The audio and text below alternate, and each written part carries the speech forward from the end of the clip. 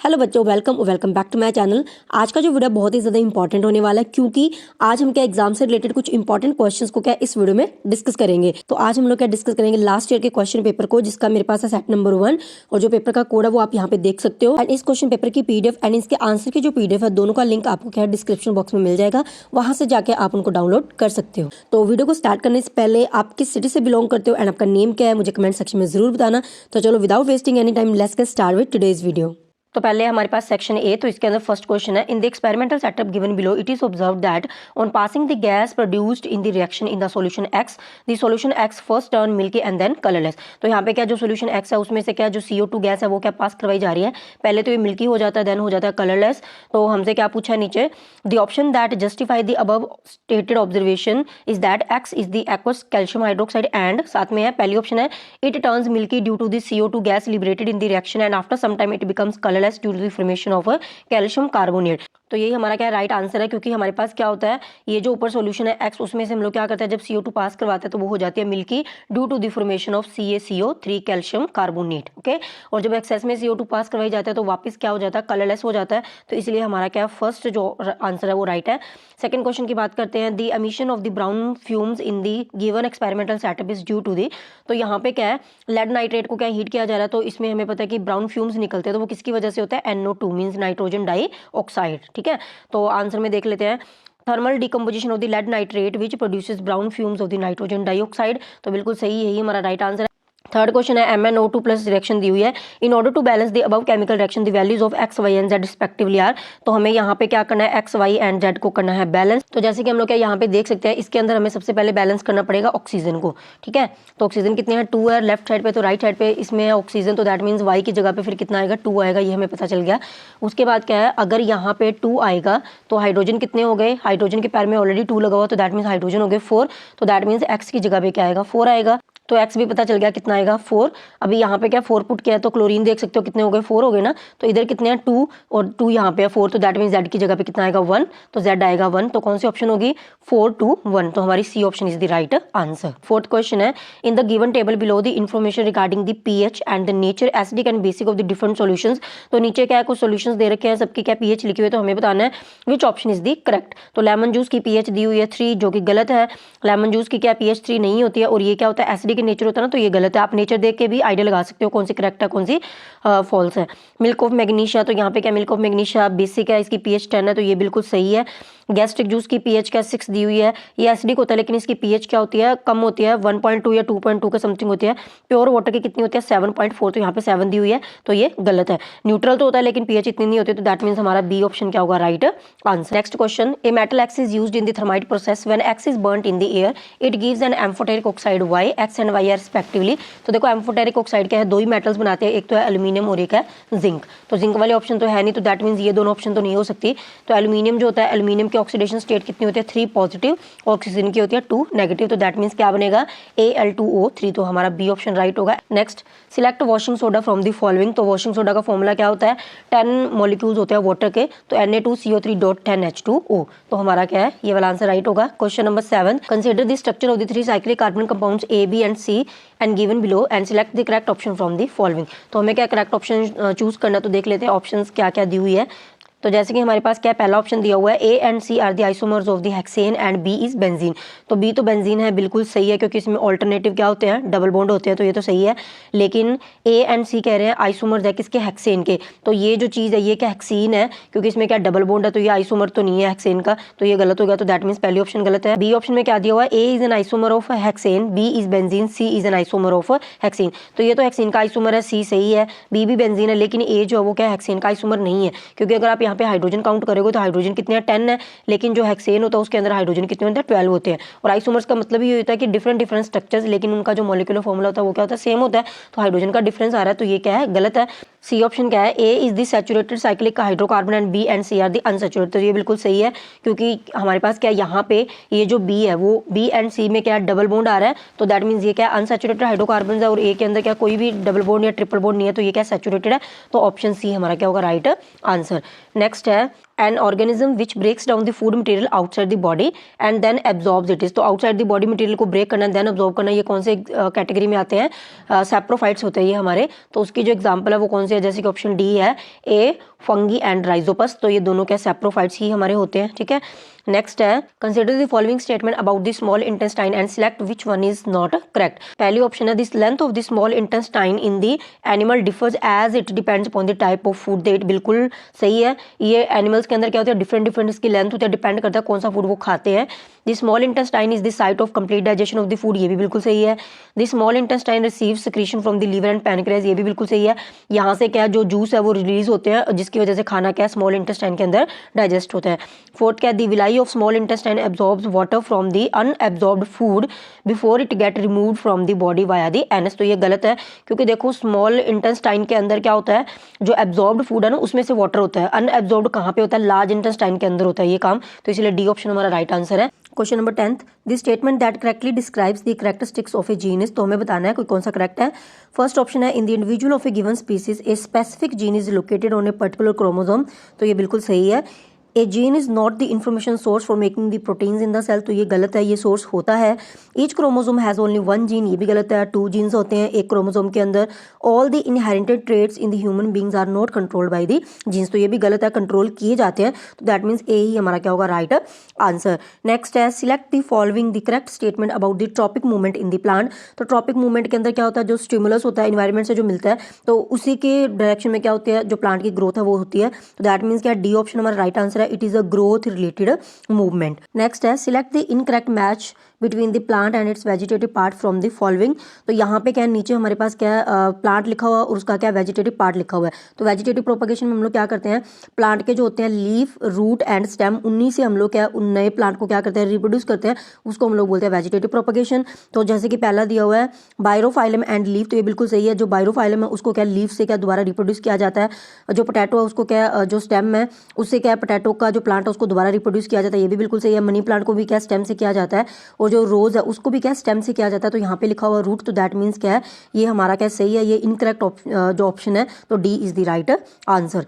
Next हमारे पास है, if 4 identical resistors of the resistance 8 ohm are first connected in this series so as to give an effective resistance RS। तो हमें पता है जब सीरीज में लगाते हैं तो टोटल रेजिस्टेंस कैसे निकलती है, सबका जोड़ करके प्लस कर देते हैं। तो 8 को हम लोग क्या 4 टाइम्स करेंगे तो कितना बन गया 32, राइट। उसके बाद क्या है, then connected in the parallel so as to give an effective resistance RP। और जब पैरेलल में लगाते हैं तब हमारे पास क्या होता है, जो टोटल रेजिस्टेंस होता है वो कैसे निकलता है, 1/R is equal to 1/R1 plus 1/R2, इस तरीके से, राइट। तो हमने क्या यहाँ पे RP निकालना है। तो RP कैसे निकालेंगे, दैट मीन्स क्या 4 टाइम्स करेंगे तो 4/8 बन गया, तो दैट मीन्स 1/2।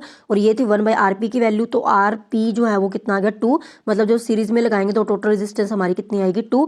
अब हमने क्या निकालना है, रेशियो निकालना RS एंड RP का। तो RS निकाला था 32 एंड RP कितना निकाला था 2। तो डिवाइड कर देंगे, आंसर कितना आ जाएगा 16। So right option is option D. Okay, उसके बाद है, in domestic electric circuit the wiring with 15 ampere volt current rating is for the electrical devices which have. तो देखो हमने हमारे पास क्या होता है, 2 टाइप्स की वायर होते हैं, एक तो होते हैं 5 एम्पियर वाली, एक होते हैं 15 एम्पियर वाली। तो 5 एम्पियर वाली हम लोग क्या है, जो कम लोड होता है उसको उठाने के लिए यूज़ करते हैं, और 15 वोल्ट होता है जो हाई वोल्टेज का करंट है उसको उठाने के लिए।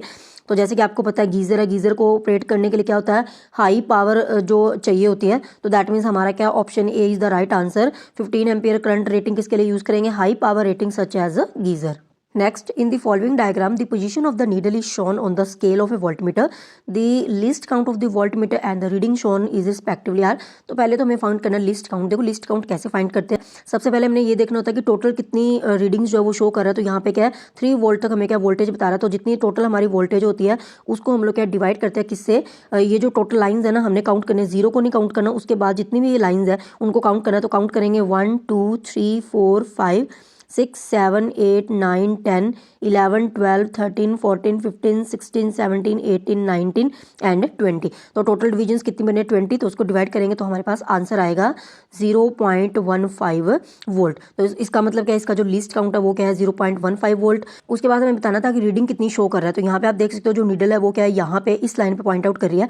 तो रीडिंग निकालने के लिए सिंपली हमें क्या करना होता है, जितना हमारा क्या लीस्ट काउंट आया था, कितना आया था 0.15, उसको क्या मल्टीप्लाई करना होता है किससे, से जितनी लाइंस पे क्या रीडिंग शो करे। तो फिर से हमने क्या लाइन को काउंट कर लेना, तो यहाँ से काउंट करेंगे 1 2 3 4 5 6 7 8 9 10 11 एंड 12। तो इसको क्या 12 से मल्टीप्लाई करेंगे तो हमारे पास आंसर आ जाएगा 1.8 वोल्ट। तो दैट मीन सी ऑप्शन हमारा क्या राइट आंसर होगा। लिस्ट काउंट इतना है और जो रीडिंग है वो कितनी शो कर रहा है 1.8 volt. Next, the resultant magnetic field at a point P situated Midway between the two parallel wires placed horizontally each carrying a steady current I। तो दोनों के अंदर क्या same amount of current flow कर रहा है। एक का वायर AB, दूसरी है हमारी CD। दोनों के अंदर क्या करंट की जो डायरेक्शन है वो भी क्या सेम है। और ये जो पॉइंट P है ये क्या इक्वल डिस्टेंस पे है, जितना डिस्टेंस है यही उतना ही डिस्टेंस क्या हमारा ये वाला भी है। तो यहाँ पे हमें पूछा है कि रिजल्टेंट मैग्नेटिक फील्ड बताओ कितना है। तो देखो सबसे पहले हमने क्या डायरेक्शन देखना है मैग्नेटिक फील्ड की, तो उसके लिए यहाँ पे यूज करेंगे राइट हैंड थंब रूल, जिसके अकॉर्डिंग क्या होता है कि अगर थंब को हम लोग क्या इस तरफ पॉइंट आउट करेंगे तो हमारे जो फिंगर्स है उसको हम कर्ल करेंगे जब मुट्ठी बंद करते हैं, तो वो डायरेक्शन बताता है किसकी मैग्नेटिक फील्ड की। तो यहाँ पे मैग्नेटिक फील्ड की डायरेक्शन क्या ऊपर की तरफ होगी। लेकिन अगर इसके लिए देखेंगे तो हमारे पास क्या मैग्नेटिक फील्ड लाइन इस तरीके से बनेगी, तो डायरेक्शन क्या होगी डाउनवर्ड होगी। मतलब दोनों के लिए क्या डायरेक्शन क्या ऑपोजिट है। अब मैग्नीट्यूड की अगर बात करें मैग्नेटिक फील्ड के मैग्नीट्यूड की, तो वो हमारे सिलेबस में नहीं है, लेकिन निकालने के लिए वो किस पर डिपेंड करता है। एक तो वो डिपेंड करता है करंट पे और एक ये जो डिस्टेंस है। तो यहाँ पे क्या डिस्टेंस भी इक्वल है और दोनों के अंदर क्या सेम करंट फ्लो कर रहा है, तो इसीलिए दोनों के अंदर जो मैग्नेटिक फील्ड का मैग्नीट्यूड है दोनों वायर्स के अंदर वो क्या सेम होगा। तो मैग्नीट्यूड क्या सेम है और डायरेक्शन क्या ऑपोजिट है, इसीलिए जो रिजल्टेंट मैग्नेटिक फील्ड है वो कितना आएगा 0 आएगा। ओके, नेक्स्ट हमारे पास क्या असर्शन एंड रीजन वाले क्वेश्चंस है। तो पहला है the colour of the aqueous solution of the copper sulphate turns colourless when a piece of lead is added to it. तो जब क्या लेड को हम लोग क्या कॉपर सल्फेट के सॉल्यूशन में ऐड करते हैं तो उसका जो कलर है वो क्या कलरलेस हो जाता है। बिल्कुल सही है। तो रीजन में क्या दिया हुआ, lead is more reactive than the copper and hence it displaces the copper from its salt solution. तो ये भी क्या बिल्कुल सही है, जो लेड है वो क्या है इस कॉपर से ज्यादा रिएक्टिव होता है, इसीलिए वो कॉपर को इसमें से रिप्लेस कर देता है और यहाँ पे क्या लेड खुद आ जाता है। तो बिल्कुल सही है, both are true and reason R is the correct explanation of A. Okay, next है assertion genes inherited from the parents decide the sex of a child. बिल्कुल सही है। रीजन में क्या है, X chromosome in a male child is inherited from his father. तो देखो यहाँ पे लिखा हुआ कि एक्स क्रोमोसोम जो होता है मेल चाइल्ड के अंदर, पहली बात तो ये कि मेल चाइल्ड के अंदर जो क्रोमोसोम का पेयर होता है वो क्या होता है एक्स वाई होता है। तो जो एक्स फैक्टर होता है वो हमेशा क्या है, जो एक्स क्रोमोसोम है वो हमेशा कहाँ से आता है, मदर से आता है, वाई आता है फादर से। तो दैट मीन्स यहाँ पे ये क्या है गलत है। तो इसका जो आंसर होगा वो क्या होगा, CA is true but R is false. Okay, next है blood clotting prevents excessive loss of the blood. बिल्कुल सही है, क्लोटिंग जब होता है तो जो ब्लड है वो क्या बाहर आना बंद हो जाता है। रीजन क्या है, blood clotting is due to the blood plasma and the white blood cell present in the body. तो ये गलत है। ये किसकी वजह से होता है, ब्लड क्लोटिंग प्लेटलेट्स की वजह से होती है। तो assertion A is true but reason R is false. तो C ऑप्शन इसका राइट आंसर होगा।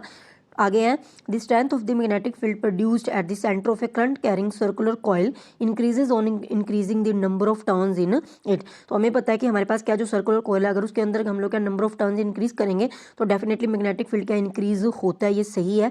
रीजन क्या है, the current in each circular turn has the same direction and the magnetic field due to each turn then adds up. तो ये भी बिल्कुल सही है। इसी वजह से जो ओवरऑल मैग्नेटिक फील्ड है वो क्या इंक्रीज होता है, क्योंकि हर टर्न की वजह से जितना करंट प्रोड्यूस हो वो क्या हो जाता है ऐड हो जाता है। तो both A and R are true and R is the correct explanation of A।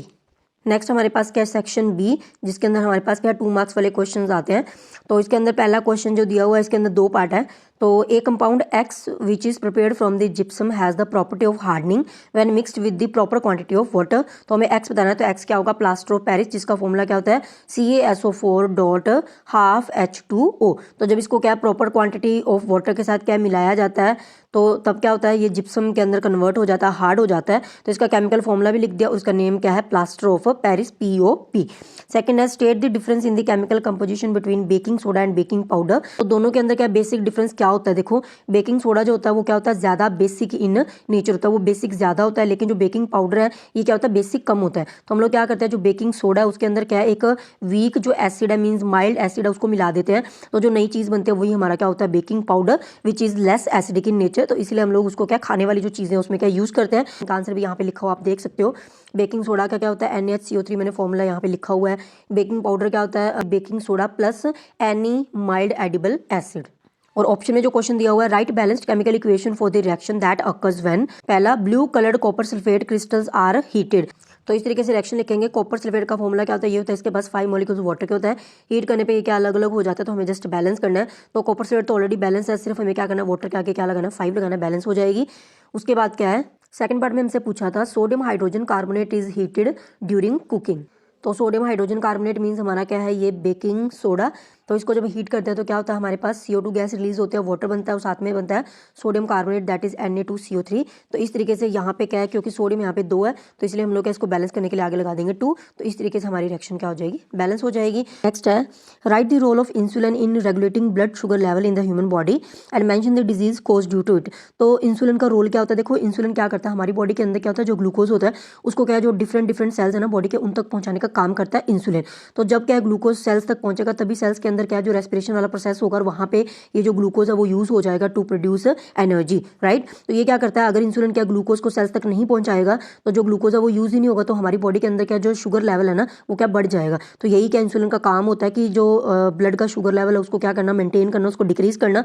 And disease कौन सी होगी, अगर इंसुलिन काम नहीं करेगा तो कौन सी होती है, हमें डायबिटीज की प्रॉब्लम हो जाती है, क्योंकि डायबिटीज का मतलब क्या है कि शुगर लेवल का हमारी बॉडी के अंदर बढ़ जाना। तो यही हमने इसके आंसर में लिखना है। Next B part, how is the timing and the amount of the release of the insulin in the body regulated. तो ये कैसे रेगुलेट होता है, देखो हमारी बॉडी के अंदर क्या है, इंसुलिन ने करना क्या है, शुगर लेवल को कंट्रोल करना है। तो अगर हमारी बॉडी के अंदर क्या है, जो शुगर लेवल है वो क्या इंक्रीज हो रहा है, तो जो इंसुलिन है ना वो भी क्या होता है, ज्यादा हमारी बॉडी के अंदर रिलीज होता है। और अगर हमारी बॉडी के अंदर शुगर लेवल क्या डिक्रीज होता है तो इंसुलिन का जो सिक्रीशन है वो अपने आप ही क्या होता है, डिक्रीज हो जाता है, कम हो जाता है। तो ये इसके आंसर में लिखा हुआ है कि the rise in the sugar level in the blood, वो क्या करेगा, ज्यादा इंसुलिन को प्रोड्यूस करेगा। And as the blood sugar level falls secretion is reduced. Next है, name the type of the blood oxygenated और deoxygenated transported by each of the following mentioning the path. तो जैसे कि नीचे क्या नाम लिखा हुआ है कि वेना कावा, हमें ये बताना है कि इसमें कौन सा ब्लड पहला फ्लो करता है। तो देखो वेना कावा क्या होती है, हमारी वेन्स होते हैं और वेन्स में कौन सा ब्लड होता है, डीऑक्सीजनेटेड ब्लड। तो हम लोग लिखेंगे कि वेना कावा के अंदर क्या होगा, डीऑक्सीजनेटेड ब्लड फ्लो करेगा। एंड हमें ये भी बताना है कि कहाँ से लेके कहाँ तक ये क्या ट्रांसपोर्ट करेगा ब्लड को, from the one organ to the another. तो वेना कावा क्या है, वेन्स है, और वेन्स से क्या होता है, वेन्स का काम क्या होता है, ये क्या करती है, जो डीऑक्सीजनेटेड ब्लड है उसको क्या है डिफरेंट बॉडी पार्ट्स से कहाँ पे लेके आती है, हार्ट के पास लेके आते हैं। तो ये हमने लिखना है कि deoxygenated blood from the body different parts of the body to the heart. दूसरा क्या है, पल्मोनरी आर्टरी। तो ये हमारा क्या स्पेशल केस है, वैसे तो क्या है जो वेन्स होती हैं उनके अंदर तो क्या होता है डीऑक्सीजनेटेड ब्लड होता है, और जो आर्टरीज होते हैं उनके अंदर फ्लो करता है ऑक्सीजनेटेड ब्लड। लेकिन पल्मोनरी आर्टरी सिर्फ एक ऐसी आर्टरी है जिसके अंदर कौन से टाइप का ब्लड फ्लो करता है, हमारा डीऑक्सीजनेटेड ब्लड। ये आपने पूरा ध्यान में रखना है। और जो आर्टरीज होती है वो क्या करती है, ए से मैंने आपको याद करवाया था, आर्टरीज ए से अवे फ्रॉम दी हार्ट। तो आर्टरीज क्या करते हैं, ब्लड को लेके जाते हैं अवे फ्रॉम दी हार्ट। तो ये क्या करते हैं, डीऑक्सीजनेटेड ब्लड को लेके जाएगी from the heart to the lungs. मतलब क्या लंग्स तक लेके जाएगी, वहां जाके जो ब्लड है वो क्या होता है, डीऑक्सीजनेटेड से किस में कन्वर्ट हो जाता है, ऑक्सीजनेटेड। तो ये इसके आंसर में आपने लिखना है। आगे बी पार्ट में, with the help of the symmetric flow chart show the breakdown of the glucose in the cell to provide energy. तो हमें बताना है कि in the presence of oxygen और in the lack of oxygen, glucose सबसे पहले आपको पता है जो ग्लूकोज होता है वो क्या पायूरवेट के अंदर कन्वर्ट होता है। ये स्टेप तो क्या पहला स्टेप तो फिक्स ही है, चाहे ऑक्सीजन हो चाहे ना हो, कुछ भी हो, ये सबके अंदर सेम रहता है। ग्लूकोज जो कि 6 कार्बन वाला हमारा कंपाउंड है वो पहले क्या है पायूरवेट जिसके अंदर क्या 3 कार्बन होता है उसके अंदर कन्वर्ट हो जाता है। देन हमारे पास क्या होता है, ये जो पायूरवेट अब डिपेंड करता है, पहले हमें कौन सी कंडीशन दी है, प्रेजेंस ऑफ ऑक्सीजन। तो ये होता है माइटोकॉन्ड्रिया के अंदर। तब हमारे पास क्या होता है, CO2 बनता है, वाटर बनता है, और लार्ज अमाउंट में यहाँ पे बहुत ज्यादा जो एनर्जी है वो क्या होती है, रिलीज होती है। और दूसरा क्या है, जब हमारा क्या है लैक ऑफ ऑक्सीजन होती है तो तब पायूरवेट जो है वो क्या है कन्वर्ट होता है किसके अंदर, लैक्टिक एसिड एंड एनर्जी। जब हम लोग क्या एक्सरसाइज करते हैं तो इसीलिए लिखा हुआ है इन दी ह्यूमन मसल सेल्स। तो हमारे मसल सेल्स में होती है, जब बहुत ज्यादा एक्सरसाइज करते हैं तब क्या लैक्टिक एसिड जो है प्रोड्यूस होता है, क्योंकि वहां पे क्या लैक ऑफ ऑक्सीजन है। तो इस तरीके से इन रिएक्शंस को हमने क्या करना है, कंप्लीट करना है। नेक्स्ट है, name the part of the human excretory system where nephrons are found. तो नेफ्रॉन्स आपको पता है कहाँ पे होता है, किडनीज के अंदर क्या होता है, प्रेजेंट होते हैं। तो पहले तो हमने लिखना है किडनी इसका answer. Right the structure and function of the nephron. तो यहाँ पे हमें क्या नेफ्रॉन की ये जो डायग्राम है वो क्या ड्रॉ करनी है। तो इसकी जो इजी डायग्राम अगर आप चाहते हो तो मैं उसका भी अलग से वीडियो बना दूंगी। तो ये डायग्राम अगर आपको ड्रॉ करना आता है तो वेल एंड गुड है। तो इस तरीके से आपने क्या डायग्राम ड्रॉ करना है और इसके बारे में थोड़ा सा एक्सप्लेन करना है। जैसे कि आपको पता ही है कि यहाँ पे क्या होता है, ये जो हमारा क्या आगे वाला जो पार्ट होता है उसके अंदर क्या होता है, जो जिसको हम लोग बोलते हैं बोमेन्स कैप्सूल, उसके अंदर क्या होता है ग्लोमेरुलस होता है, जो कि क्या होता है ब्लड कैपिलरीज की मतलब गुच्छा आप कह सकते हो उस तरीके से बना होता है। ठीक है, उसके बाद कहते हैं ये ट्यूबुलर फॉर्म में क्या हमारा एंड हो जाता है। तो जैसे कि यहाँ पे लिखा हुआ स्ट्रक्चर में, एक cluster of the thin walled capillary जिसको हम लोग क्या बोलते हैं glomerulus, associated with the cup shape end of a tube called the Bowman's capsule. तो बोमेन्स कैप्सूल इस तरीके से होता है, उसके अंदर क्या होता है ग्लोमेरुलस वाला पार्ट होता है। This further x tends into the tubular part which ends in the collective ducts. तो ये हमारी क्या होते हैं, एंड्स में हमारी क्या कलेक्टिव डक्ट्स होते हैं। तो इस तरीके से आपने ये डायग्राम बनानी है। एंड यहाँ पे हमें क्या इसके फंक्शन भी बताने हैं कि जो नेफ्रॉन है इसके फंक्शन क्या है। तो आपको पता है क्या करता है, जो नाइट्रोजिनस वेस्ट है हमारे ब्लड से उसको क्या फिल्टर करता है टू फॉर्म दी यूरिन। तो कोई एक फंक्शन लिखना है तो यहाँ पे 2-3 लिखे हुए हैं, जो आपको ईजी लग रहा है आप इसमें से लिख सकते हो। नेक्स्ट है, A narrow beam XY of the white light is passing through a glass prism ABC as shown in the diagram. Trace it on your answer sheet and show the path of the emergent beam as observed on the screen P Q. तो हमें यहाँ पे क्या इस screen के ऊपर observe करना है। तो आपको पता है कि जब प्रिज्म से क्या व्हाइट लाइट जाते हैं तो वो क्या होते हैं 7 कलर्स के अंदर इस तरीके से क्या होते हैं ब्रेकडाउन हो जाते हैं, जिसको हम लोग क्या बोलते हैं डिस्पर्शन ऑफ द लाइट। तो name the phenomena observed and state it's cause. And इसका कॉज भी बताना है क्यों ऐसे होता है, क्योंकि देखो हमारे पास क्या होता है जो अलग अलग कलर्स होते हैं जिसको हम लोग कैसे याद करते हैं विबग्योर से याद करते हैं। तो ये जो सारे कलर्स होते हैं इनकी वेवलेंथ भी क्या होती है अलग अलग होते हैं, इसलिए ये क्या होता है अलग अलग जो एंगल है ना उससे क्या होता है बेंड होता है। इस वजह से हमें क्या इस तरीके का पैटर्न यहाँ पे देखने को मिलता है। आगे बी पार्ट में है it is observe that the power of an eye to see nearby objects as well as the far objects diminishes with the age. तो एज के साथ क्या है दूर की जो चीज़ें और पास की जो चीज़ें वो देखने की हमारी क्या है जो कैपेसिटी है वो कम हो जाती है। तो इसकी वजह से पूछ रहे हैं give the reason for the above statement. तो क्या होता है क्योंकि आपको पता है कि जो सिलरी मसल्स होते हैं जो कि क्या करते हैं लेंस को इस तरीके से होल्ड करके रहते हैं, ये क्या करते हैं लेंस को मदद करते हैं एडजस्ट होने के लिए, फ्लेक्सिबिलिटी जो होती है सो दैट ये अपनी फोकल लेंथ को क्या एडजस्ट कर पाए। तो सिलरी मसल्स जो होते हैं वो हमारे क्या हो जाते हैं वीक हो जाते हैं विद द एज। तो पहला रीजन तो ये है। दूसरा क्या name the defect that is likely to arise in the eyes in such a condition. और इस सिचुएशन को हम लोग क्या बोलते हैं प्रेस बायोपिया। ठीक है। थर्ड है draw a labelled ray diagram to show the type of the corrective lens used for restoring the vision of such an eye. तो इसके लिए हम लोग क्या है जो बाईफोकल लेंस है ना उसको क्या यूज करते हैं, जिसके अंदर क्या होता है जो हमारी जो स्पेक्ट्स होती है उसके क्या होता है अपर पोर्शन में क्या होता है कॉनकेव मिरर होता है, नीचे वाले में क्या लगा होता है कॉन्वेक्स लगा होता है, सो दैट हम लोग क्या है दूर की चीजें और जो पास की चीजें हैं दोनों क्या क्लियरली देख सके। तो इसका आंसर देख लेते हैं एक बार। तो इस तरीके से आपने इसका आंसर लिखना है it is due to the gradual weakening of the ciliary muscles and diminishing flexibility of the eye lens. तो आई लेंस की फ्लेक्सिबिलिटी कम हो जाती है। दूसरा में नेम पूछा था तो आपने सिर्फ इतना ही लिखना है, ये नहीं लिखना इतना लिख दो प्रेस मायोपिया। ठीक है। थर्ड कौन सा लेंस यूज करेंगे हम लोग क्या बाईफोकल लेंस, बस इतना लिख दो बहुत है। ठीक है। उसके बाद डायग्राम्स यहाँ पे डायग्राम बनाई हुई यहाँ पे तो मैंने आपको बताया कि ऊपर वाले पार्ट में कॉनकेव मिरर, नीचे वाले में कौन सा होगा कॉन्वेक्स मिरर। नेक्स्ट है how do harmful chemical gets accumulated progressively at each trophic level in the food chain. तो होता क्या है कि जब हम लोग क्या क्रॉप्स के ऊपर क्या करते हैं जो स्प्रे है केमिकल जो स्प्रे है वो करते हैं तो वो क्या होता है पानी के साथ क्या है मिट्टी के अंदर क्या स्प्रे चली जाती है। एंड देन जब हमारे जो प्लांट्स होते हैं वो क्या करते हैं सॉइल से जो वाटर एंड मिनरल्स को एब्जॉर्ब करते हैं उसी के साथ क्या है ये जो हार्मफुल केमिकल्स थे वो भी क्या प्लांट्स एब्जॉर्ब कर जाते हैं। एंड देन प्लांट्स को कौन खा लेते हैं एनिमल्स खा लेते हैं। तो इस तरीके से ये क्या करते हैं जो फूड चेन है ना उसके अंदर एंटर हो जाते हैं। एंड क्योंकि ये जो केमिकल्स होते हैं ना ये क्या होता है नॉन बायोडिग्रेडेबल, ये कभी खत्म नहीं होता टूटते नहीं है, इसीलिए क्या होता है अकोमुलेट होते रहते हैं कहाँ पे at each successive trophic level. हर एक लेवल के ऊपर ये क्या डिफरेंट डिफरेंट बॉडीज के अंदर क्या कलेक्ट होते रहेंगे और इसी को हम लोग क्या बोलते हैं बायोमैग्निफिकेशन। आ गया सेक्शन सी। तो पहला क्वेश्चन है इसमें identify the reducing agent in the following reaction. तो रिड्यूसिंग एजेंट कौन सा होता है जो दूसरों को रिड्यूस करता है लेकिन खुद क्या होता है ऑक्सीडाइज। तो ऑक्सीडाइज का मतलब क्या है उसकी खुद की ऑक्सीडेशन हो रही है तो दैट मीन्स उसके अंदर या तो ऑक्सीजन ऐड हो रहा होगा या फिर हाइड्रोजन क्या होगा रिमूव हो रहा होगा। तो हमने बताना कि रिड्यूसिंग एजेंट कौन सा है तो हम लोग देखेंगे। तो जैसे कि पहला है NH3+5O2 तो ये चीज़ बन रही है। तो आप देख सकते हो यहाँ पे ये जो NH3 है राइट साइड में NH3 से क्या बन रहा है NO बन रहा है। तो दैट मीन्स नाइट्रोजन से क्या हाइड्रोजन रिमूव हो रहा है ऑक्सीजन क्या ऐड हो रहा है। तो जिसमें ऑक्सीजन ऐड होता है वही क्या होता है रिड्यूसिंग एजेंट। तो दैट मीन्स इसका जो आंसर आएगा वो क्या आएगा NH3। नेक्स्ट हमारे पास है H2O+F2। तो यहाँ पे क्या बन रहा है HF+HOF। तो अगर हम कंपैरिजन करें तो यहाँ पे क्या H2O से क्या बन रहा है HOF बन रहा है और F2 जो है उसमें क्या हो रहा है हाइड्रोजन ऐड हो रहा है। तो दैट मीन्स जिसके अंदर हाइड्रोजन ऐड हो रहा है वो क्या होता है रिड्यूस हो रहा है। तो F2 जो है वो तो क्या हो रहा है रिड्यूस हो रहा है और इसको जो एक हाइड्रोजन मिल रहा है वो दे कौन रहा है H2O दे रहा है। तो यहाँ पे आप देख सकते हो इसमें क्या 2 हाइड्रोजन है और H2O से जब HOF बना तो एक हाइड्रोजन क्या हो रहा है रिमूव हो रहा है। तो H2O से एक हाइड्रोजन क्या हुआ रिमूव हुआ और जिसमें से हाइड्रोजन रिमूव हुआ वही क्या होता है हमारा रिड्यूसिंग एजेंट मीन्स उसकी क्या हो रही है ऑक्सीडेशन हो रही है। तो दैट इसका जो आंसर आएगा वो क्या आएगा H2O। थर्ड डायरेक्शन है F2O3+CO। तो यहाँ पे ये चीज बन रही है तो आप क्लियरली देख सकते हो यहाँ पे Fe2O3 से क्या बन रहा है Fe बन रहा है तो मीन्स क्या रिमूवल ऑफ ऑक्सीजन। तो इसका तो क्या हो रहा है दैट मीन्स क्या है रिडक्शन हो रहा है राइट क्योंकि इसमें क्या रिमूवल ऑफ ऑक्सीजन हो रहा है। और अगर यहाँ पे बात करूँ CO से क्या बन रहा है CO2। तो CO में क्या ऑक्सीजन ऐड हो रहा है तो जिसमें ऑक्सीजन ऐड होता है वही हमारा क्या होता है रिड्यूसिंग एजेंट क्योंकि उसकी हो रही है ऑक्सीडेशन। तो इसका जो हमारा आंसर आएगा वो क्या आएगा CO।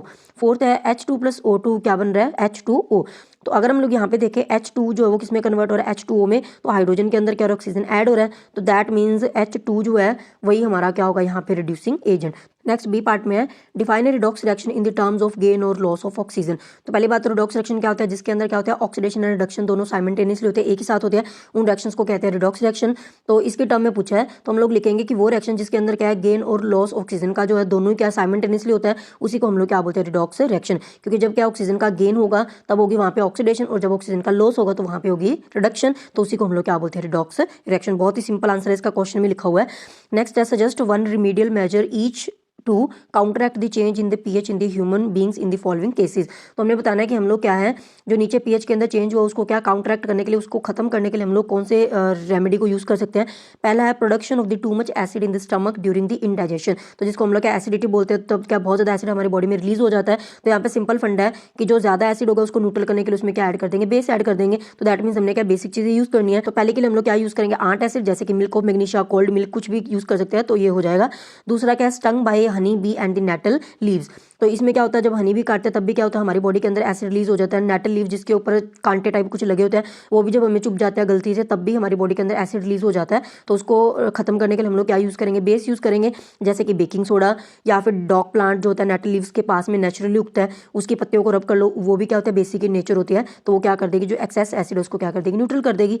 Next B, fresh milk has a pH of 6 when it changes into the curd will its pH increase और डिक्रीज। तो देखो सिंपल फंडा है, हमें पता है कि मिल्क की तो पीएच बताई हुई है 6 है, लेकिन जो कर्ड होता है वो क्या होता है सोर इन टेस्ट है, और जो चीजें खट्टी होती है टेस्ट के अंदर वो क्या होती है एसिडिक इन नेचर होती है, राइट। तो दैट मीन्स हमारी क्या है जो एसिडिक करेक्टर वो इंक्रीज हो रहा है। तो हमने क्या पीएच स्केल पे पढ़ा था 7 पे चीजें क्या होती है न्यूट्रल होती है, जैसे हम लोग क्या 7 से 0 वाली साइड जाते हैं जो एसिडिक करेक्टर होता है वो क्या होता है इंक्रीज होता है। तो दैट मीन क्या जब हमारा मिल्क क्या कर्ड के अंदर चेंज हुआ तो उसकी जो एसिडिक करेक्टर है वो क्या बढ़ गया ना, एसिडिक ज्यादा हो गया, तो दैट मीन्स उसकी पीएच क्या होगी, डिक्रीज होगी। वो क्या 7 से लेस होगी, तभी क्या वो एसिडिक उसका जो एसिडिक करेक्टर वो बढ़ेगा, तो पीएच क्या होगी, डिक्रीज होगी। क्यों, why, because lower pH means क्या मोर एसिडिक इन नेचर, ठीक है। तो ये इसका सिंपल आंसर हमने लिखना है। नेक्स्ट हमारे पास है state the role of ATP in the cellular respiration. तो यहाँ पे क्या है एटीपी जो होता है एडिनोसिन ट्राइफॉस्फेट है, उसको हम लोग क्या एनर्जी करेंसी भी बोलते हैं। क्यों बोलते हैं, क्योंकि हमारे पास क्या होता है जो एटीपी होता है ना उसके अंदर क्या होता है 3 फास्फोरस के हमारे पास क्या इस तरीके से लगे होते हैं। तो जब क्या ये एक बॉन्ड ब्रेक होगा तो वहाँ पे क्या लार्ज अमाउंट में एनर्जी क्या होती है रिलीज होती है, और उस एनर्जी को क्या यूज किया जाता है to perform the endothermic reaction taking place in the cells. हमारे बॉडी के अंदर जो सेल्स है उनके अंदर ऐसी रिएक्शन जो एंडोथर्मिक है जिनको क्या एनर्जी चाहिए पहले करवाने के लिए, तो उनको एनर्जी क्या एटीपी ही प्रोवाइड करता है। तो इसीलिए क्या इस तरीके से ये काम करेगा। तो यहाँ पे इसका आंसर लिखो, आप देख सकते हो। सेकंड है what ensures sufficient exchange of gases in the plants.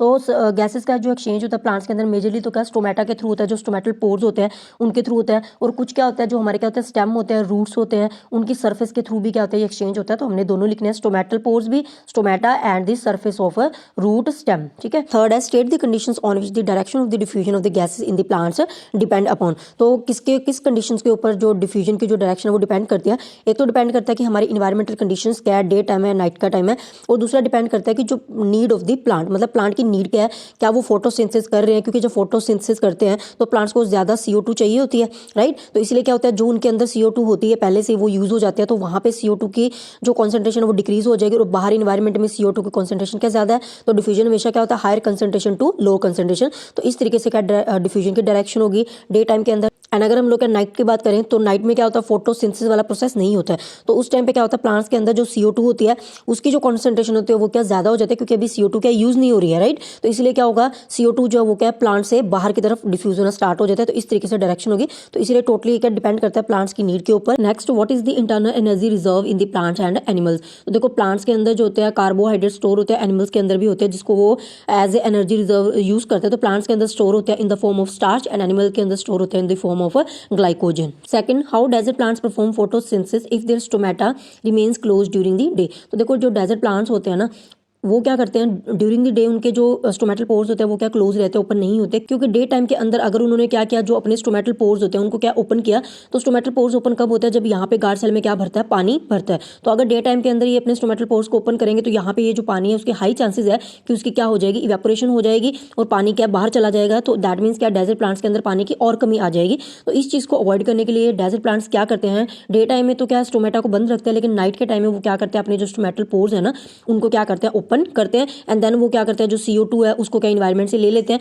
और वहां पे एक इंटरमीडिएट बना के ये छोड़ देते हैं। एंड बाद में क्या ड्यूरिंग द डे जब सनलाइट होती है तो उसकी हेल्प से क्या है उस इंटरमीडिएट की हेल्प से क्या करते हैं अपना जो फोटोसिंथेसिस का प्रोसेस है उसको क्या कर लेते हैं कंप्लीट कर लेते हैं। नेक्स्ट है complete the following ray diagram to show the formation of the image. तो यहाँ पे हमने डायग्राम को कंप्लीट करना है एंड साथ में बताना है mention the nature position and size of the image formed in the case. तो हमें पता है कि कन्वेक्स मिरर के अंदर क्या होता है रिफ्लेक्टिंग सरफेस होता है इस साइड पे, तो अगर हमारी क्या रे जो है वो क्या प्रिंसिपल एक्सिस के पैरेलल आ रही होती है तो वो क्या इस तरीके से क्या रिफ्लेक्ट हो जाएगी, और हम लोग क्या करते हैं इसको पीछे एक्सटेंड करते हैं कि ऐसे लगेगी वो कहाँ से पास हो रही है F में से पास हो रही है। एंड दूसरी रे क्या अगर क्या हमारी क्या सेंटर ऑफ कर्वेचर से पास हो रही होती है तो वापस क्या इसी रिश्ते से क्या वापस आ जाती है। तो हमने क्या इसको अगर एक्सटेंड करेंगे तो यहाँ पे C से क्या ये पास हो जाएगी जाएगी। तो जहाँ पे हमारी क्या दो रिफ्लेक्टेड रेज क्या इंटरसेक्ट करते हैं वहीं पे हमारी क्या जो इमेज है वो बनती है। तो ये हमारी इमेज बन रही है ए डैश बी डैश। तो हमें बताना था इसका नेचर। तो देखो नेचर की बात करें तो हम देख रहे हैं कि जैसे हमारा ऑब्जेक्ट पड़ा इमेज भी वैसी बन रही है। तो दैट मीन्स इमेज क्या बन रही है, इरेक्ट बन रही है। और जो इमेज इरेक्ट होती है वो हमेशा क्या होती है, हमारी वर्चुअल इमेज होती है। तो ये हम नेचर बता देंगे कि वर्चुअल इरेक्ट पोजीशन पूछा है तो हमें पता है कि मिरर के क्या पीछे बन रही है, तो पोजीशन क्या होगी, बिहाइंड दी मिरर। और आप चाहो तो लिख सकते हो बिटवीन पी एंड एफ। और साथ में यहाँ पे ये भी बताना कि state the sign of the image distance in this case using the Cartesian sign convention. तो इमेज डिस्टेंस का मतलब क्या होता है, वी। और वी हमें पता है कि जो कन्वेक्स होता है, चाहे वो मिरर हो चाहे लेंस हो, उसके लिए यू को छोड़ के सारी चीजें पॉजिटिव होती है। तो वी भी हमारा क्या होगा, पॉजिटिव। नेक्स्ट हमारे पास क्या, give the reasons for the following. पहला है danger signals installed at the airport and at the top of the tall buildings are of the red colour. तो हमें पता है कि जो सिग्नल्स है वो रेड कलर के क्यों बनाए जाते हैं, क्योंकि जो रेड कलर होता है ना उसकी स्कैटरिंग क्या होता है, बिल्कुल ही कम होती है by the air particles. Air के अंदर क्या होता है, जो डस्ट पार्टिकल्स है या फिर बहुत सारी चीजें होती है उनके थ्रू क्या होता है, जो स्कैटरिंग होती है ना रेड कलर की, वो क्या होता है, बिल्कुल ही कम होते हैं। इसीलिए जो रेड कलर है वो क्या हमें बहुत दूर से दिखाई दे जाता है। तो इसलिए सिग्नल्स इस कलर के बनाए जाते हैं। सेकंड क्या है, the sky appears dark to the passengers flying at a very high altitude. जो क्या होता है, बहुत ज्यादा हाई एल्टीट्यूड पे जो हमारे पैसेंजर्स होते हैं उनको स्काई क्या होता है, ब्लू की बजाय डार्क क्यों दिखाई देता है, क्योंकि वहां पे क्या होता है, क्योंकि इतने हाई एल्टीट्यूड के ऊपर क्या होता है, एटमॉस्फेयर होता ही नहीं है। तो अगर एटमॉस्फेयर ही नहीं है तो वहां पे एयर भी नहीं है, तो कुछ कोई भी पार्टिकल्स भी नहीं है, तो वहां पे लाइट की स्कैटरिंग क्या होती नहीं है। तो अगर स्कैटरिंग नहीं होगी तो वहां पे क्या है, जो कलर है वो हमें दिखाई नहीं देगा। तो इसीलिए वो क्या है, ब्लैक दिखाई देता है हमें। आगे है C, the path of a beam of the light passing through a colloidal solution is visible. तो कोलाइडल सॉल्यूशन के अंदर क्या होता है, जो पार्टिकल का साइज होता है ना वो क्या होता है, ना ही ज्यादा छोटा होता है ना ही क्या होता है बहुत ज्यादा बड़ा होता है। तो दैट मीन्स क्या, इतना होता है कि वहां से वो क्या कर सकते हैं, जो लाइट आ रही है ना उसकी क्या कर सकते हैं, स्कैटरिंग कर सकते हैं। और जहां पे लाइट की स्कैटरिंग होती है वहां पे हमें क्या, लाइट का पाथ क्या होता है, विजिबल होता है। ये हमने टिंडल इफेक्ट में पढ़ा है। तो इसीलिए वहां पे क्या होता है, क्योंकि लाइट की स्कैटरिंग हो रहा है, that's why the path is visible. Okay, आगे नेक्स्ट क्वेश्चन है, state the rule used to find the force acting on a current carrying conductor placed in a magnetic field. तो देखो स्ट्रेट फॉरवर्ड नहीं पूछा, थोड़ा सा घुमा के पूछा है। हमें पता है कि अगर कोई करंट कैरिंग कंडक्टर है उसके अंदर अगर हमने क्या करना है, जो मैग्नेटिक फील्ड है उसके ऊपर कितनी फोर्स एक्ट करे उसकी डायरेक्शन पता करनी है। तो उसके लिए हम लोग क्या यूज करते हैं, लेफ्ट हैंड थंब रूल। उसके अकॉर्डिंग क्या होता है कि अगर हमारा क्या होता है इस तरीके से, अगर मान लो ये हमारी क्या फोर फिंगर है, ये पॉइंट आउट करते हैं किसकी डायरेक्शन में, in the direction of current. और जो हमारी मिडिल फिंगर होती है वो पॉइंट आउट करते हैं in the direction of magnetic field. तो हमारा जो थंब होता है वो क्या हमें फोर्स की डायरेक्शन को क्या बताता है। और यहाँ पे तीनों को क्या हमने क्या करना होता है, म्यूचुअली परपेंडिकुलर एक्सटेंड करना होता है। ठीक है, आगे है, given below the three diagram showing the entry of an electron in a magnetic field identify the case in which the force will be maximum and minimum. तो यहाँ पे तीन केसेस दिए, हमें बताना है कि फोर्स किस केस में मैक्सिमम है और किस केस में मिनिमम है। तो यहाँ पे सिंपल सा फंडा ऐसे है कि अगर हमने क्या फोर्स निकालनी है इन द मैग्नेटिक फील्ड, वो कैसे फाइंड आउट की जाती है, उसका जो फॉर्मूला होता है ना वो होता है BIL। यहाँ पे क्या होता है, साइन थीटा। यहाँ पे थीटा जो है ना वो क्या एंगल है between the current and the magnetic field. यहाँ पे क्या है, देखो जैसे कि पहला केस है, यहाँ पे क्या मैग्नेटिक फील्ड क्या है इस तरीके से है, दैट मीन्स हमारा जो करंट I है और मैग्नेटिक फील्ड M है वो एक दूसरे के क्या परपेंडिकुलर है। परपेंडिकुलर है तो दैट मीन्स थीटा की वैल्यू कितनी होगी, 90। तो यहाँ पे क्या आ जाएगा हमारे पास, साइन 90 आ जाएगा। साइन 90 की वैल्यू कितनी होती है, 1, दैट इज मैक्सिमम। तो इसीलिए क्या होगा, हमारा जो पहला केस है इसके अंदर क्या होती है, जो फोर्स होती है वो क्या होगी, मैक्सिमम होगी, क्योंकि यहाँ पे साइन थीटा की वैल्यू कितनी हो रही है, मैक्सिमम हो रही है। तो इसी तरीके से हमसे पूछा था कि मिनिमम फोर्स कहाँ पे होगी। तो अगर मिनिमम देखे तो जैसे कि थर्ड है, थर्ड में क्या है, जिस साइड पे क्या है हमारा मैग्नेटिक फील्ड है उसी साइड पे क्या है हमारी जो करंट की डायरेक्शन भी है। तो इन दोनों के बीच में जो एंगल है वो कितना हो गया, 0। तो अगर एंगल 0 होगा तो यहाँ पे आ जाएगा साइन थीटा की जगह आ जाएगा 0। और साइन 0 की वैल्यू कितनी होती है, 0 होती है ना। तो इसीलिए क्या होता है, मिनिमम जो फोर्स होगी वो कहाँ पे होगी, थर्ड केस में, और मैक्सिमम किस केस में होगी, फर्स्ट केस में। ठीक है, उसके बाद क्या है, draw the pattern of the magnetic field lines of कहाँ पे, एक current carrying solenoid and A bar magnet. तो करंट कैरिंग सोलेनोइड के अंदर जो मैग्नेटिक फील्ड लाइंस की डायरेक्शन है वो क्या कुछ इस तरीके से ड्रॉ करते हैं। सेंटर में हमारे पास क्या होता है, ऐसे लगता है कि मैग्नेटिक फील्ड लाइंस क्या बिल्कुल स्ट्रेट ही है और नॉर्थ पोल से क्या निकलती हैं और साउथ पोल के अंदर क्या ये चली जाते हैं। तो इनकी एरोस की डायरेक्शन क्या कुछ इस तरीके से होगी। ठीक है, उसके बाद क्या हमने क्या बार मैग्नेट में भी बताना था। तो बार मैग्नेट में भी क्या होता है, सेम ही होता है। तो यहाँ पे क्या हमारा क्या नॉर्थ पोल है, साउथ पोल है, फिर से वही रूल है, नॉर्थ पोल से मैग्नेटिक लाइंस निकलती हैं और साउथ पोल में क्या चली जाती हैं। तो इस तरीके से लाइंस को हमने क्या करना है, ड्रॉ करना है। साथ में हमसे क्वेश्चन में ये भी पूछा है कि जो मैग्नेटिक फील्ड है सोलेनोइड की वजह से और बार मैग्नेट की वजह से, उसमें हमने क्या डिफरेंस बताना है। तो पहली बात तो यह है कि सोलेनोइड के अंदर जो मैग्नेटिक फील्ड होता है वो टोटली किसके ऊपर डिपेंड करता है, करंट के ऊपर डिपेंड करता है। तो अगर हम लोग क्या करंट के अमाउंट को कम ज्यादा करेंगे तो मैग्नेटिक फील्ड भी क्या कम ज्यादा होता है। लेकिन बार मैग्नेट के अंदर क्या जो मैग्नेटिक फील्ड की स्ट्रेंथ है उसको क्या चेंज नहीं किया जा सकता। नेक्स्ट हमारे पास क्या है कि मैग्नेटिक फील्ड की जो डायरेक्शन होती है ना उसको क्या हम लोग क्या रिवर्स कर सकते हैं। कैसे, by reversing the direction of the current. लेकिन यहाँ पे क्या है, जो करंट मैग्नेटिक फील्ड की जो डायरेक्शन है उसको भी हम लोग क्या चेंज नहीं कर सकते, वो जैसे है वैसे ही रहेगी। ना तो स्ट्रेंथ चेंज होती है ना ही उसकी डायरेक्शन चेंज होती है। बार मैग्नेट के अंदर मैग्नेटिक फील्ड क्या होता है, परमानेंट होता है। लेकिन सोलेनोइड के अंदर जो मैग्नेटिक फील्ड है वो क्या परमानेंट नहीं होता है। जैसे क्या हम लोग करंट को क्या बंद कर देंगे तो साथ के साथ जो हमारा मैग्नेटिक फील्ड है वो भी क्या हो जाएगा, डिसअपीयर हो जाएगा। नेक्स्ट है why does a kitchen garden called an artificial ecosystem while a forest is considered as a natural ecosystem. तो देखो यहाँ पे क्या है, जो किचन गार्डन है उसको हम लोग आर्टिफिशियल इकोसिस्टम क्यों कहते हैं, क्योंकि भाई जो किचन गार्डन है वो क्या अपने आप नहीं है, वो मैन मेड है, वो हमने बनाया है। तो जो चीज़ें जिसमें क्या होते हैं ह्यूमन की इन्वॉल्वमेंट होते हैं वो सारे हमारे क्या होते हैं आर्टिफिशियल इकोसिस्टम होते हैं। एंड जो फॉरेस्ट होता है वो क्या नेचुरल चीज़ है, उसको क्या किसी मैन ने नहीं बनाया, हमारी कोई इन्वॉल्वमेंट नहीं है, इसलिए वो क्या होता है नेचुरल इकोसिस्टम होते हैं। ठीक है, उसके अलावा क्या है सेकंड क्वेश्चन है while designing an artificial ecosystem at home write any two things to be kept in mind to convert into the self sustaining system give reasons to justify your answer. तो देखो हमें पता है कि जो artificial ecosystem होते हैं ना वो क्या नॉट सस्टेनेबल होते हैं, मतलब अपने आप सेल्फ सस्टेनेबल नहीं होते हैं। लेकिन जो नेचुरल इकोसिस्टम होते हैं वो क्या सेल्फ सस्टेनेबल होते हैं, मतलब वो अपने आप मेंटेन रहते हैं। तो हमसे यहाँ पे क्या पूछा कि हमने क्या एक ऐसा आर्टिफिशियल इकोसिस्टम डिजाइन करना है जिसके अंदर हमने क्या ऐसी क्या दो चीजें करें जिससे वो क्या हो जाए सेल्फ सस्टेनिंग सिस्टम हो जाए। तो फॉर एग्जाम्पल हम लोग ले लेते हैं एक्वेरियम, जैसे कि अगर एक्वेरियम की बात करूँ तो जैसे कि ग्लास जार के अंदर आपने देखा होगा लोग घरों में क्या फिश रखते हैं, तो दैट मीन्स कि एक ग्लास जार है उसके अंदर हमने क्या एक्वेटिक एनिमल्स को डाला हुआ, तो ये हमारा क्या एक आर्टिफिशियल इकोसिस्टम हो गया।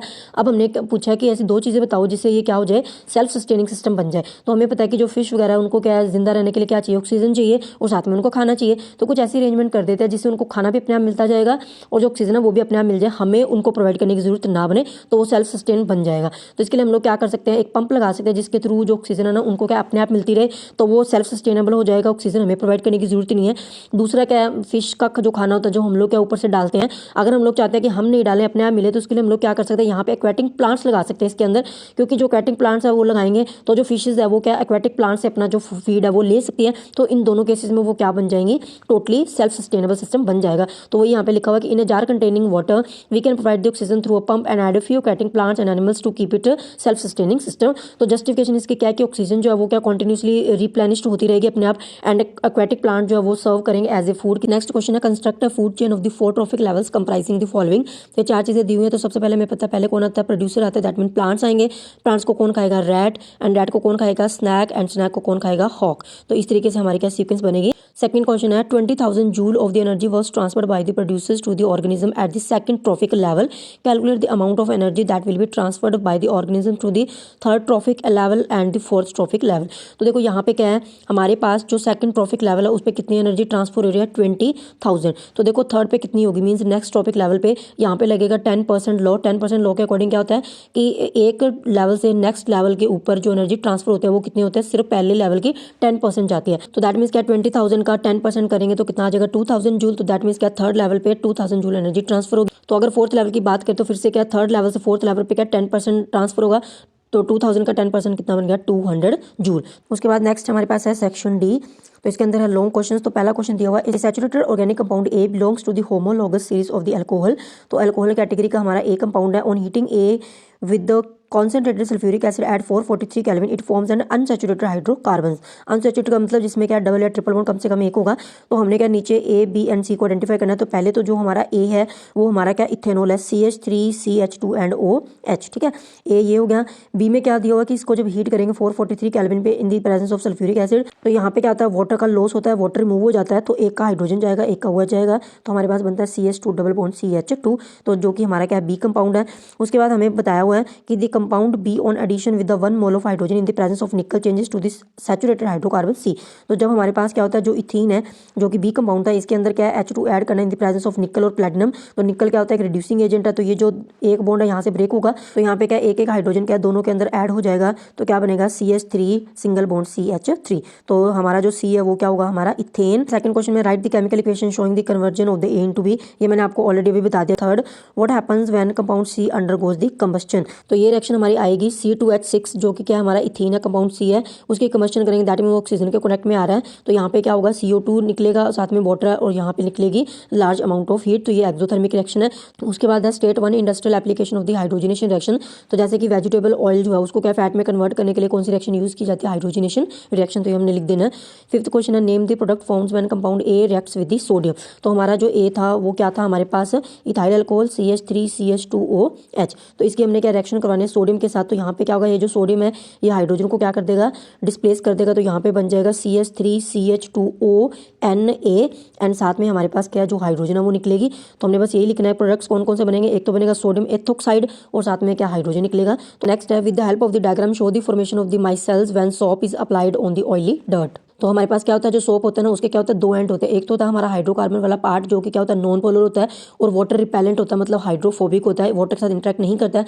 और दूसरा जो पार्ट होता है उसके ऊपर का चार्ज होता है, ये पोलर पार्ट होता है, ये क्या करता है, वाटर लविंग होता है, वाटर के साथ इंटरेक्ट करता है। तो जब हम लोग क्या करते हैं, सोप को वाटर के अंदर डिजोल्व करते हैं ना, तो सारे जो सोप के मॉलिक्यूल्स है वो क्या अपने आप को इस तरीके से अरेंज कर लेते हैं कि इसका जो क्या है पोलर पार्ट है वो क्या वाटर के टच में होता है, और जो दूसरा पार्ट है हाइड्रोफोबिक वो क्या वाटर से दूर होता है, इसलिए क्या सेंटर की तरफ इस तरीके से इकट्ठा हो जाता है और बीच में हमारी क्या जो ऑयल ड्रॉपलेट है वो क्या आ जाते हैं। तो इस तरीके से क्या है, ये माइसेल्स बनते हैं और जो डर्ट है वो क्या कपड़ों से निकल जाता है। सेकंड पार्ट है, take 2 test tube X and Y with the 10 ml solution of the hard water in each. तो 2 टेस्ट ट्यूब लेनी है हमने, दोनों के अंदर क्या 10 ml हार्ड वाटर डाल देना है। तो इन टेस्ट ट्यूब एक्स हमने क्या करना है, फ्यू ड्रॉप्स डालनी है सॉप सोल्यूशन की, and in test tube Y few drops किसकी डालनी है, डिटर्जेंट सोल्यूशन की। Shake the both the test tube for the same period of time. पहले क्वेश्चन में पूछा है in which test tube the formation of the foam will be more and why. तो देखो फोम किस में बनेगी, जो हमारा हार्ड वाटर होता है ना उसके अंदर क्या होता है, जो सोप है वो क्या पूरी डिजोल्व नहीं हो पाती है, साबुन फट जाती है, लेकिन जो डिटर्जेंट है वो क्या बहुत अच्छे से हार्ड वाटर में क्या डिजोल्व हो जाते हैं, तो वहाँ पे फोम बनेगी। तो वाई टेस्ट ट्यूब के अंदर क्या बनेगी, जिसमें हमने क्या किया, हार्ड वाटर के अंदर क्या मिलाया, डिटर्जेंट को मिलाया है। ठीक है, और वाई का पूछा है क्यों, क्योंकि जो डिटर्जेंट होते हैं वो क्या अच्छे से काम करते हैं हार्ड वाटर के अंदर। सेकंड क्वेश्चन हमारा क्या, in which test tube is a curdy solid formed and why. तो कर्डी सॉलिड कौन सा होता है, जैसे कि मैंने आपको बताया हार्ड वाटर के अंदर जब क्या सोप को मिक्स किया जाता है तो साबुन क्या फट जाता है, तो वो फटा हुआ जो आपने देखा ना सब्सटेंस, वही हमारा क्या होता है, कर्डी सॉलिड फॉर्म्ड होता है वहाँ पे। ठीक है, तो वाई का पूछा क्यों, क्योंकि देखो जो हार्ड वाटर होता है ना उसके अंदर क्या होता है, कैल्शियम एंड मैग्नीशियम के सॉल्ट होते हैं, तो वो क्या होता है जो सोप के साथ क्या इंटरेक्ट करते हैं, तो वहाँ पे क्या स्कम बन जाता है, या फिर हम कह सकते हैं कि प्रेसिपिटेट्स बन जाते हैं जो कि क्या होता है, इनसोल्युबल होते हैं। तो उसी इनसोल्युबल प्रेसिपिटेट्स की वजह से वहाँ पे क्या बनता है, कर्डी सॉलिड बनते हैं। नेक्स्ट है, name the parts of the bisexual flower that are not directly involved in the reproduction. तो बाइसेक्सुअल फ्लावर के जैसे कि सेपल्स एंड पेटल्स हो गए, वो क्या होता है, रिप्रोडक्शन के पार्ट में इन्वॉल्व नहीं होते हैं। बी पार्ट है, differentiate between the self pollination and the cross pollination, list any two significance of the pollination. तो सेल्फ पॉलिनेशन के अंदर क्या होता है, जो पोलन ग्रेन्स है ना उनका ट्रांसफर होता है, लेकिन एक ही प्लांट के एक पार्ट से दूसरे पार्ट तक, मतलब एंथर से स्टिग्मा तक क्या होता है, ट्रांसफर होता है इन द सेम फ्लावर या फिर क्या अनदर फ्लावर, बट किसका होता है, सेम ही प्लांट का होता है। क्रॉस पॉलिनेशन के अंदर क्या होते हैं, जो हमारे क्या डिफरेंट डिफरेंट प्लांट्स होते हैं, एक प्लांट के एक फ्लावर से क्या होता है, जो पोलन ग्रेन का ट्रांसफर होता है किससे, to the another flower of the another plant. ठीक है, तो ये मेन डिफरेंस होता है। उसके बाद क्या पॉलिनेशन का सिग्निफिकेंस भी हमें बताना है। तो देखो जो पॉलिनेशन होता है वो क्या सीड फॉर्मेशन के लिए बहुत ज्यादा जरूरी है, अगर ये नहीं होगा तो सीड कभी भी नहीं बनेंगे। और दूसरा क्या होता है, ये जो हमारा फ्रूट होता है उसकी डेवलपमेंट को भी क्या करते हैं, स्टिमुलेट करते हैं। तो हमें कोई 2 लिखने हैं, जैसे कि फर्टिलाइजेशन भी होती है, तो कोई 2 लिखने हैं, जो आपको इजी लगता है आप लिख सकते हो। साथ में यहाँ पे सी पार्ट में पूछा है, what is the fate of the ovules and ovary after the fertilisation in flower. तो मतलब पोस्ट फर्टिलाइजेशन का बताना है, फर्टिलाइजेशन के बाद क्या होता है, तो जो ओव्यूल होता है वो किसके अंदर कन्वर्ट हो जाता है, सीड के अंदर, एंड जो ओवरी होते हैं वो किसके अंदर कन्वर्ट हो जाते हैं, फ्रूट के अंदर। नेक्स्ट है, an electric iron consumes energy at a rate of, लिखा हुआ है when heating is at the maximum rate, and इतनी एनर्जी कंज्यूम हो रही है when the heating is at the minimum. If the source voltage is this then calculate the energy and resistance in the each case. तो यहाँ पे हमें पता है कि एक तो क्या पावर दी हुई है, तो P का फॉर्मूला क्या होता है, V इंटू आई। तो यहाँ से हम लोग क्या I की वैल्यू निकाल सकते हैं, कैसे, P बाय V। तो दूसरा हमें यहाँ निकालना है रेजिस्टेंस का, तो रेजिस्टेंस के लिए हमें पता ओम्स लॉ होती है V is equal to I R. तो I की वैल्यू हम जब कैलकुलेट कर लेंगे तो वहाँ से क्या V अपॉन आई से हमारा क्या आ जाएगा, R आ जाएगा। तो when heating is at the maximum rate, तो पावर इतनी दी हुई है, V इतनी दी हुई है, तो मैंने जैसे आपको बताया कि I इज इक्वल टू क्या P अपॉन V, तो वहाँ से हम लोग क्या करंट की वैल्यू पता कर लेंगे, एंड देन क्या ओम्स लॉ की हेल्प से हम लोग क्या R is equal to V by I. तो I की वैल्यू हमने कैलकुलेट कर लिया ऊपर, तो इस तरीके से वहाँ से क्या रेजिस्टेंस की वैल्यू भी निकल जाएगी। सेम ही हमने क्या करना है, मिनिमम रेट के लिए बस पावर की वैल्यू चेंज है, बाकी सब कुछ सेम है, तो उस तरीके से हमने क्या यहाँ पे करना है। उसके बाद क्या, what is the heating effect of the electric current. तो हीटिंग इफेक्ट इलेक्ट्रिक करंट का क्या है कि जब किसी रेजिस्टर से क्या करंट जो है वो क्या पास होता है, तो वहाँ पे क्या इलेक्ट्रिकल एनर्जी का लॉस होता है in the form of heat energy. आगे सी पार्ट है, find an expression for the amount of the heat produced when a current passes through a resistor for some time. तो जिसको हम लोग क्या बोलते हैं, Joule's law, H is equal to क्या होता है, आई स्क्वायर आर टी। तो ये एक्सप्रेशन हमने लिखना है। और एक चीज आपने ध्यान रखनी है, एग्जाम में आपने आई क्या होता है, आर टी एच सबका क्या मीनिंग जरूर बता के आना है, अगर आपको पूरे मार्क्स चाहिए तो। ठीक है, लास्ट हमारा है सेक्शन ई, जिसके अंदर क्या है, जो हमारा केस बेस्ड या डाटा बेस्ड क्वेश्चंस होते हैं। जैसे कि पहला क्वेश्चन इसके अंदर है, almost all the metal combines with oxygen to form the metal oxides. Metal oxides are generally basic in nature, but some metal oxides show both basic as well as the acidic behaviour. Different metals show the different reactivities toward the oxygen, some react vigorously while some do not react at all. तो पहले पूछा what happens when the copper is heated in the air. यहाँ पे जब हम लोग क्या करते हैं, कॉपर को हीट करेंगे तो उसकी वजह से क्या बन जाएगा, कॉपर ऑक्साइड बन जाएगा। तो हमने इसके आंसर में लिखना है। सेकंड हमारे पास क्या है, why some metal oxides categorised as the amphoteric, give one example. तो क्यों होता है सम एम्फोटेरिक, क्यों, क्योंकि वो क्या करते हैं, एसिडिक ऑक्साइड भी बना लेते हैं as well as the basic oxide भी बना लेते हैं। एंड वन एग्जांपल देने तो हमारा क्या है, जिंक और एल्यूमिनियम जो है वो क्या करते हैं, एम्फोटेरिक ऑक्साइड बनाते हैं। तो जिंक ऑक्साइड हो गया, दूसरी एग्जांपल होगी एल्यूमिनियम ऑक्साइड। ठीक है, उसके बाद क्या कंप्लीट करने हमने फॉलोइंग रिएक्शंस। पहली है Na2O NaOH+H2O। तो यहाँ पे क्या बनता है, हमारे पास बनता है NaOH बनता है, उसको बैलेंस करने के लिए यहाँ पे लग जाएगा 2, ठीक है। और दूसरी रिएक्शन हमारे पास क्या है, Al2O3+2NaOH। तो यहाँ पे क्या बनता है, हमारे पास बनता है NaAlO2 और साथ में हमारे पास यहाँ पे रिलीज होता है वाटर। नेक्स्ट क्वेश्चन हमारे पास है, ऑप्शन के अंदर दिया हुआ है on burning sulphur in the oxygen a colourless gas is produced, तो write the chemical equation for the reaction. तो इसकी रिएक्शन कैसे लिखेंगे, सल्फर प्लस O2, तो क्या बन जाएगा हमारे पास SO2 मीन सल्फर डाइऑक्साइड। तो सेकंड है नेम द गैस फॉर्म, कौन सी बनी, sulphur dioxide. State the nature of the gas, क्योंकि जो सल्फर है वो क्या एक नॉन मेटल है एंड नॉन मेटल के जो ऑक्साइड होते हैं वो क्या होता है एसिडिक की नेचर होता है, तो दैट मीन्स ये जो है वो कौन से नेचर का होगा, एसिडिक की नेचर होगा। फोर्थ है what will be the action of this on a dry litmus paper. तो देखो ड्राई लिटमस पेपर के ऊपर क्या है, जो चाहे हमारी क्या है सल्फर डाइऑक्साइड जो वो एसिडिक है बट अपना एसिडिक कैरेक्टर क्या है वो तब तक नहीं शो करेगी जब तक क्या वो वाटर के कॉन्टैक्ट में नहीं आती, आइंस के अंदर ब्रेक नहीं होती, तो इसलिए क्या यहाँ पे आएगा नो चेंज। नेक्स्ट क्वेश्चन है, in order to trace the inheritance of the traits Mendel crossed pea plants having one contrasting character और a pair of the contrasting characters when he crossed pea plants having the round and the yellow seeds. तो mainly इसमें क्या है, हमारे पास दो तरीके के plants हैं, एक है हमारा येलो, एक है ग्रीन, और जो येलो वाला है वो कौन सा हमारा राउंड सीड्स वाले हैं और जो ग्रीन है वो कौन से हमारे रिंकल्ड हैं, ठीक है। तो इसके अंदर हमें क्या बताना है, he observe that no plants with the wrinkle and the green seeds were obtained in the F1 generation. When the F1 generation pea plants were crossbred by the self pollination, the F2 generation had the seeds with a different combination of this shape and the color also. तो हमें बताना है write any two pairs of the contrasting characteristics of the pea plants used by the Mendel other than those mentioned above। तो इसमें देखो कौन सा होता है, एक तो हाइट के बेस पे हम बता सकते हैं कि टॉल एंड डार्क होगा वो, ठीक है। दूसरा हमारे पास क्या कलर का हो सकता है कि येलो एंड ग्रीन, तो ये हमारे क्या कंट्रास्टिंग उसमें बनेंगे। दूसरा है differentiate between the dominate and recessive trait. तो डोमिनेट ट्रेट कौन सा होता है कि जो अपने आप को क्या एक्सप्रेस करे इवन अगर एक भी ट्रेट वहाँ पे क्या प्रेजेंट है। तो फॉर एग्जांपल जैसे कि कैपिटल वाई स्मॉल वाई है, तो अगर कैपिटल वाई हमारे क्या डोमिनेट ट्रेट है, तो अगर ये कॉम्बिनेशन भी वहाँ पे हुआ तो जो कैरेक्टरिस्टिक होंगे वो किसके होंगे, डोमिनेट ट्रेट मींस के कैपिटल वाई वाले कैरेक्टरिस्टिक्स ही वहाँ पे देखने को मिलेंगे।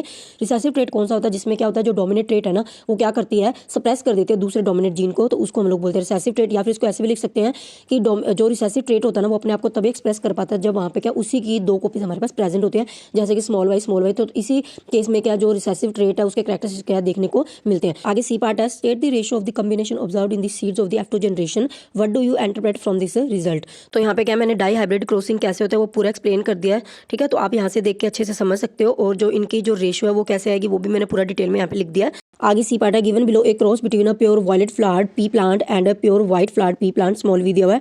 Diagrammatically explain what type of the progeny is obtained in the F1 generation and the F2 generation. तो हमारे पास क्या ये दी हुई है, तो इसकी डायग्राम देख लेते हैं। तो कुछ इस तरीके से इसकी डायग्राम क्या बनेगी। तो यहाँ पे क्या कैपिटल वी ये हमारा वॉयलेट है और ये हमारे क्या व्हाइट कलर वाले फ्लावर थे। तो F1 जनरेशन के लिए डोमिनेट ट्रेट हमारी क्या वॉयलेट कलर की होगी, तो ये कॉम्बिनेशन बन जाएगा। उसके बाद जब हमने क्या सेल्फ पॉलिनेशन के लिए ड्रॉ करना है तो इसको कैसे करते होते हैं, जैसे कि सबसे पहले क्या जो हमारा कैपिटल वी है इसके साथ क्या आएगा, ये कैपिटल वी, देन इसका क्या है इसके सेकंड वाले के साथ, तो ये दो कॉम्बिनेशन बन जाएंगे। उसके बाद क्या है ये जो स्मॉल वी है इसका क्या है इसके पहले के साथ, तो पहले डोमिनेट को लिखते हैं इसीलिए क्या आ जाएगा कैपिटल वी स्मॉल वी, और अगेन इसका क्या है इसके दूसरे के साथ तो आ जाएगा स्मॉल वी। तो इस तरीके से ये क्या हमारे चार जो नीचे ट्रेट्स है वो आएंगे। तो 3 हमारे क्या वायलेट वाले होंगे और एक क्या व्हाइट वाला होगा, क्यों, क्योंकि यहाँ पे क्या डोमिनेट ट्रेट कौन सी है, capital V means white colour वाला है। तो डोमिनेट क्या अगर एक भी हो तो डोमिनेट अपने कैरेक्टरिस्टिक ही शो करता है, तो इसमें भी कैपिटल वी है इसमें भी कैपिटल वी है, इसीलिए तीनों क्या होंगे वायलेट कलर के होंगे। और इसमें क्या दोनों रिसेसिव ट्रेट्स है इसीलिए क्या होगा व्हाइट इन कलर होगा।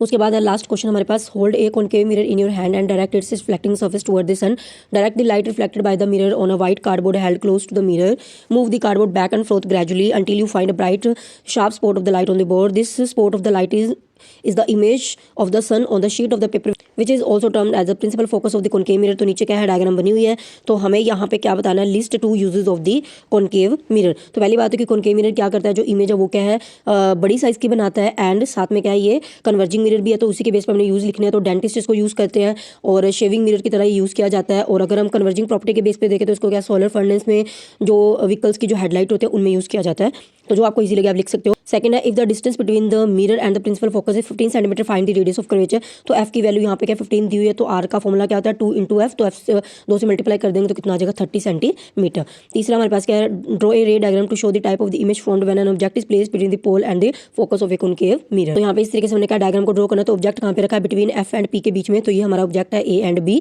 तो हमें पता है कि यहाँ से क्या होगा, पहले तो क्या है जो हमारी क्या रे है वो क्या है इस तरीके से जाएगी और यहाँ से रिफ्लेक्ट होकर क्या वापस सेंटर सेंटर ऑफ कर्वेचर से पास होगी तो रिफ्रैक्टेड रे क्या कुछ इस तरीके से जा रही है पहली। सेकंड हमारी क्या है कि अगर यहाँ पे क्या एंगल आई पे क्या इंसिडेंट करेगी तो एंगल आर से क्या रिफ्लेक्ट होकर चली जाएगी। तो जहाँ पे क्या अब हम देख सकते हैं कि यहाँ पे दोनों रिफ्लेक्टेड रे क्या एक्सटेंड करने पे मीट नहीं हो रहा है, तो इसलिए क्या इसको क्या पीछे एक्सटेंड करके मीट करवाया जाता है। तो यहाँ पे इमेज बनेगी जो कि हमारी क्या है A-B'।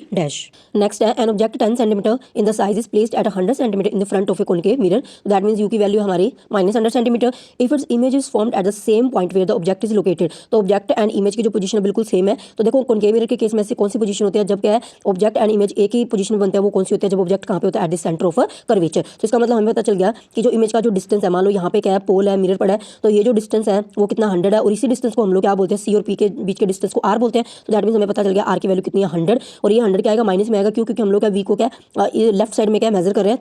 तो एफ की अगर हमने वैल्यू निकाले तो हमें पता है आर इज इक्वल टू क्या था 2f, तो दैट मींस एफ की वैल्यू क्या आएगी डिवाइड बाय 2 कर देंगे आर के, तो इसका आंसर आ जाएगा -50 सेंटीमीटर। नेक्स्ट है magnification of the image formed with this sign as per the sign convention. तो m इज इक्वल टू क्या होता है -v अपॉन क्या होता है u होता है। तो यहाँ पे क्या -v ऑलरेडी हमारा माइनस में आया था, राइट, तो डिवाइड बाय क्या कर देंगे 100, तो ये माइनस माइनस प्लस है, और u भी क्या हमारा माइनस में है, तो आंसर आ जाएगा -1।